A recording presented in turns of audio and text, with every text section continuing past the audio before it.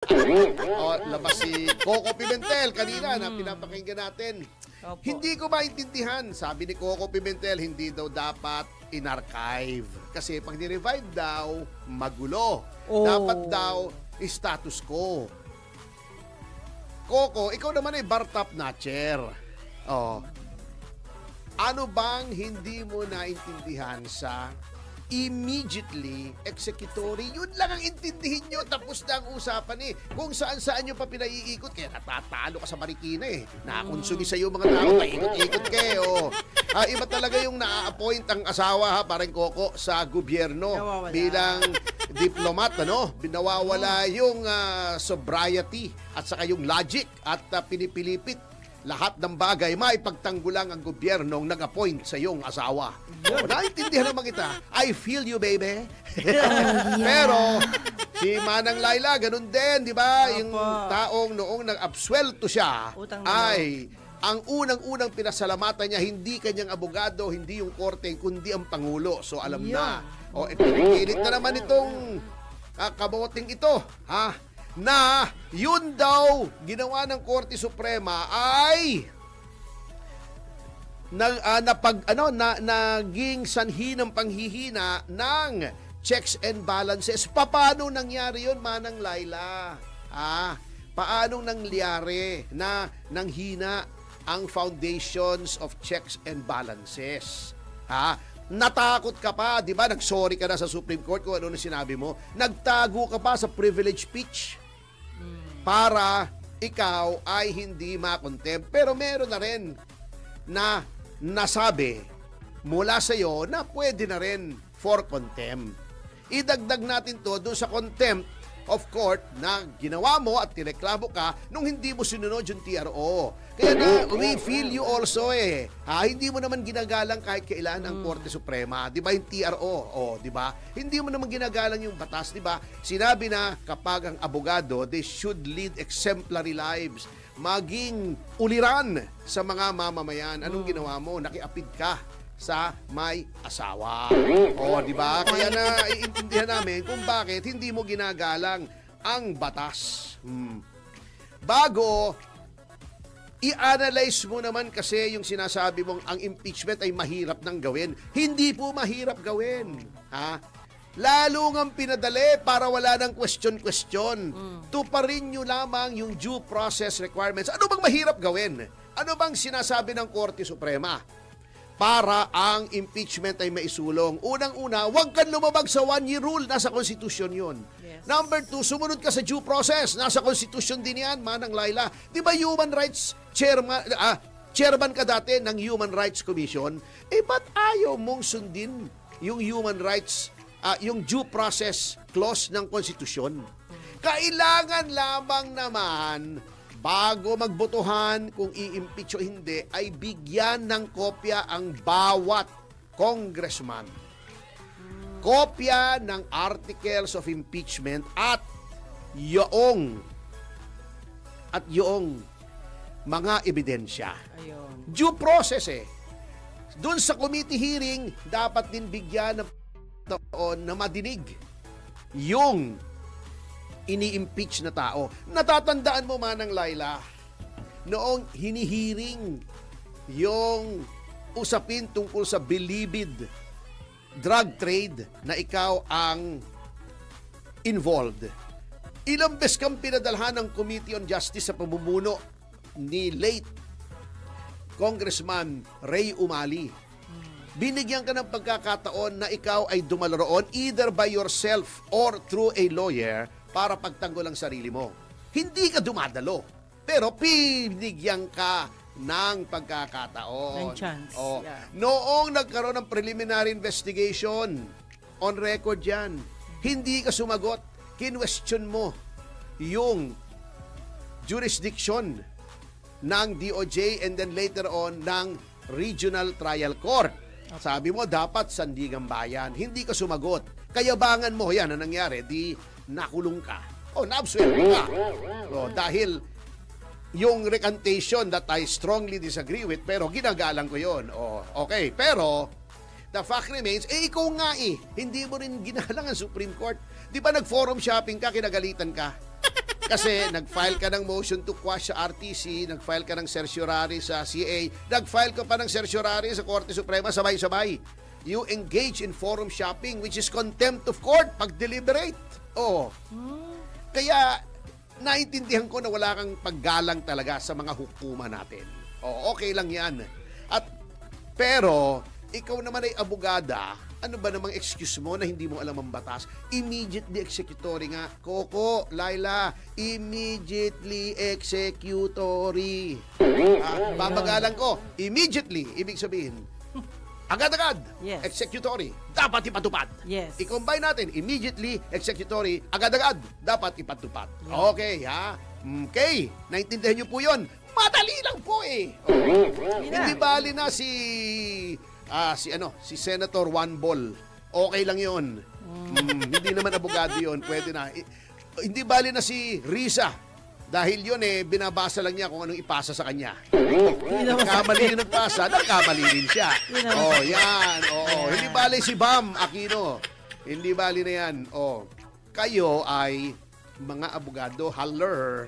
Oh, si Kiko Panghilinan hindi pwedeng hindi bali. Okay. Sa bagay, pwede rin nating sabihin, hindi bali na. Si Kiko Panghilinan yun eh. Yes.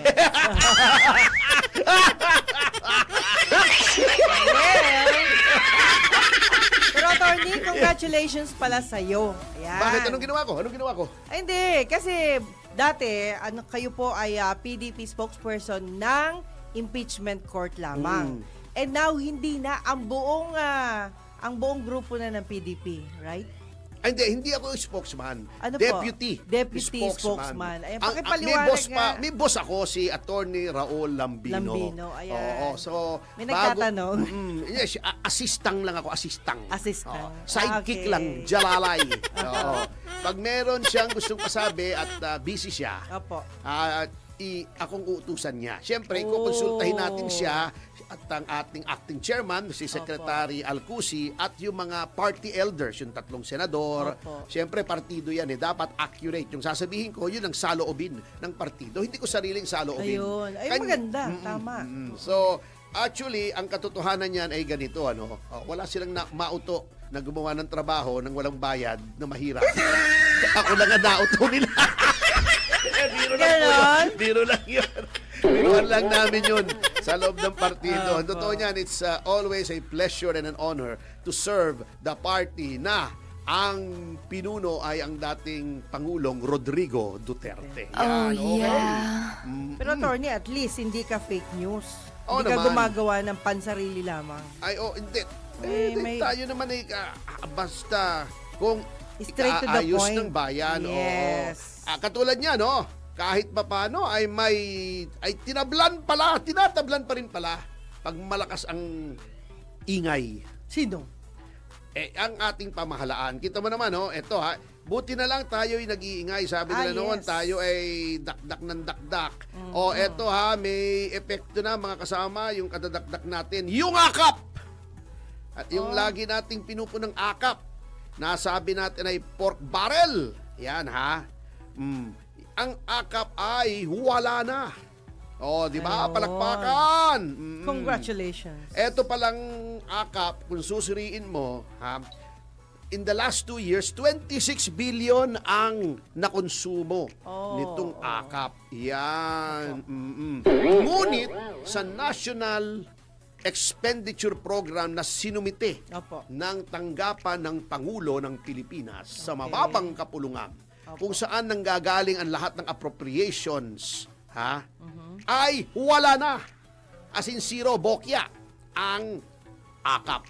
Dapat yung mawawalang yun, ibayad sa utang natin para mabawasan Ibayad naman. sa utang o ibalik sa PhilHealth Opo. o gamitin sa universal healthcare o Opo. ilagay na lang sa edukasyon. Yan. Yan. O, Mga option na pwedeng paglagyan. Kanya lang,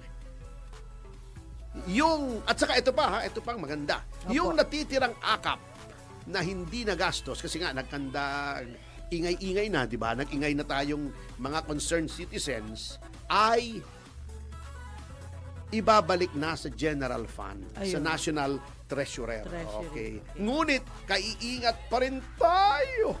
Bakit? Hindi daw ibig sabihin na zero ang allocation ng AKAP sa National Expenditure Program, ay wala na itong implementasyon. Kasi ang ugali kasi ng ating mababang kapulungan, kaya nga ito ay inireklamo ni Congressman Ungab sa kanyang privilege speech last week. Opo. Dinadagdagan yung NEP. Dapat yon, ito yung wish list eh. Wish list yan ng yung NEP ng executive. Ito yung mga programa, pakipondohan naman. Parang ikaw ay isang, halimbawa, contractor. Sasabihin mo ron sa kumuha sa'yo, boss, gusto mo bang ipagawa yung bahay mo? Eto, budget, palitan natin yung bubong, palitan natin yung pintuan, itaas natin yung sahig kasi bumabaha para hindi ka pasukin ng baha. Pintahan natin, ibahin natin ang kulay, ang pangit ng kulay eh. Wow. Mga ganun ba? Ibahin yun. natin ang wiring kasi delikado ng wiring nyo. Alam, by the way ang wiring po ng bahay every 10 years. Palitan nyo po. Kasi unang-una tayo na sa tropics at lumulutong sa init yung ating mga insulation. Minsan, ginangata pa ng mga... Mabait. Hindi, ng mga mababait. Mabait. Kasi mga anay. Hindi ngangatain ng anay yung mismong rubber. Hindi naman nila kinakain yun eh. Pero minsan yung mga molding na kahoy, ninangata nila, na-expose yan. May humidity yan. Okay, ganon. Sasabihin noong may-ari na may budget, ay, teka muna, magna muna nating pintahan ito. Okay pa naman yung pintura. Sa halip na pintahan natin, i-tiles na lang natin yung garahe. Ganun po yun eh. Very simplistic na analogy. Pero para maintindihan lang natin, kasi yung AKAP may nakabuking, di ba? Tayo nga. Na noong palang 2023, ang AKAP na ang nagpasimuno ay si Speaker Romualdez at si ako Bicol Representative Saldi Yap. Saldico, ano ba yan? Oo. Iniisip ko yung isang kaibigan ko, Saldico. Yan, na isa sa mga taong mas maliit pa sa akin. So, dalawa sila. Oo, dalawa sila sa Tandem. pagkaalam ko. Hinahanap ko lahat para milistahan ako ng mas Opo. maliit pa sa akin.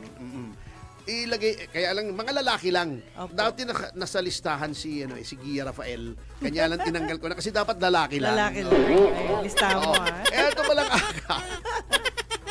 Ay, ang pondo nito ay 26.7 billion in 2024 at 26.16 billion ng 2025. Yan. At ayon sa mga ulat, etong 26.16 billion for 2025 election year ay dinibay-dibay. Alam mo yun? Hinati-hati. Dinibay-dibay. Hati-hati, di ba? Hati-hati. Opo. Yan. Kung saan ang mga miyembro, hindi naman lahat, no? Ang mga miyembro ng House ay nagdibay-dibay ng 21 billion. Wow. At may mga senador, hindi naman lahat, ay nagdibay-dibay Salary sila. ng 5 bilyon. Kasi inalis na yan, di ba? Opo. Natatandaan mo, may AKAP. Opo. Nagkagulo, inalis. Uh-huh. Ngayon, sabi, bigyan natin ng Senado ng 5 bilyon. O, biglang binalik. Yan ang hindi ko naman gusto ng ginawa ng Senado noon. Tinanggap yan, oo. At ang maganda sa budget ngayon, kahit pa paano, nakinig si Pangulong Marcos Opo. doon sa hinaing natin na bakit ang edukasyon ay naging mas maliit ang budget kesa sa DPWH. Ngayon, itinama na. Ayan. Kasi nga, inireklamo yan di ba? Hanggang Opo. sa Korte Suprema, nakabinbin pa rin ang kaso niyan. Kung bakit ang edukasyon ay mas maliit na ngayon. Ang nanguna ay DPWH. Oo na, ito ay sumasalangsang sa ating saligang batas. Okay ha? Okay. Ang budget na ngayon ng Education, Department of Education ay 6.793 trillion. Oh, yeah. Trilyones. Hindi trilyanes. Walang silbi yun. Trillion. Nawaran pa. Trilyones ha. Yan.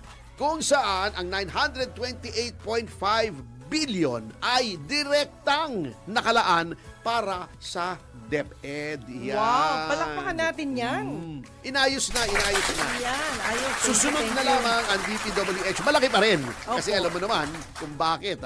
Huwag na tayo magtaka kung bakit. Pangalawa pa rin pinakamalaki. Ayun. Ang DPWH, pinagkukunan yan eh. Parang alkansya ginagawa dyan eh. Ano? 881.3 billion! Oh, no! Ayun. Pero hindi ba dapat ang pangalawa ng education? Sa opinion ko lang naman, wala namang batas ditong ipinapairal except that education ang pinakamataas. Hindi ba dapat health Ayun. ang number 2, di ba?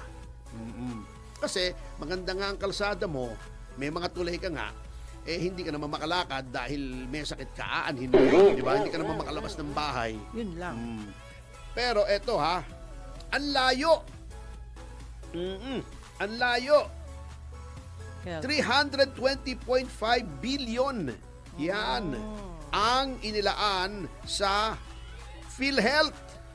At yan PhilHealth at sa iba pa. Ang layo kita nyo 881 billion ang DPWH. 320 billion. 320 billion lamang ang health. Di ba kinuhanan na nila ng more than 80 billion ng PhilHealth? Kasama din sa 320 billion ng PhilHealth, Kinuhanan mo ng 80 billion, bibigyan mo 320 billion ng lahat, magkano lang dito ang share ng PhilHealth? Alamin natin, Nandito lang naman sa baba yung PhilHealth. Buti pa, punta ka na ngayon, alamin mo. Okay. Attention. Ang pangalawa ang pang-apat pala, ay Department of National Defense, na pinangungunahan ng Maltese. Na si... Di ba Maltese aso yun? Aso yun breed ng aso yun Ng Maltese. Na... Gibo.